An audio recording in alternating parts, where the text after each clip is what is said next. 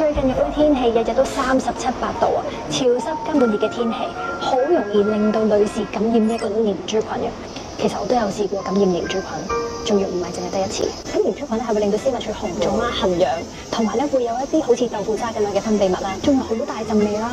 即係會好驚人哋企埋啲咧都會聞到咯。咁嗰陣時咧就係用塞藥嘅方法啦，咁一塞咧就會塞6日啦。咁辛辛苦苦塞完6日藥之後咧，真係試過隔個幾兩個月就再復發咯，極度無奈。你嗰陣時係諗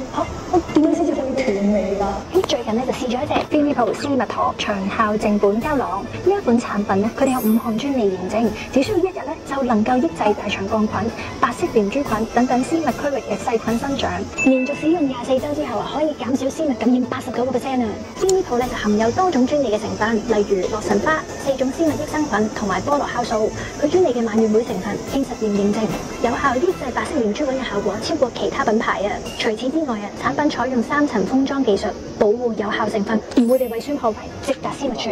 So far咧，我自己食咗佢之後咧，暫時咧都冇復發過。最重要嘅係咧，佢無添加、冇藥性、冇副作用。除咗呢個膠囊之外咧，佢仲有一個噴裝。呢一款絲襪陀嘅益菌舒緩噴霧咧，能夠抑制99.9%嘅絲襪細菌。噴完之後咧，可以即時舒緩到痕癢同埋刺痛，同埋佢含有白茶花淨味因子，可以去除一啲不良嘅氣味，並且咧添加咗美白、保濕同埋緊緻嘅成分，改善絲襪處嘅暗沉、黑色同埋乾燥敏感嘅問題。咁我自己噴完佢之後咧，覺得絲襪處咧好似暖暖地，好似幫我加咗一層保護膜咁，抑制細菌之餘咧，佢仲可以保濕去暗沉，一舉幾得啊！呢一款噴霧咧，唔單止可以噴喺絲襪處嗰度，仲可以咧噴喺衛生棉上面。如果你都遇到同樣嘅問題，非常建議你去萬寧嗰度買嚟試試。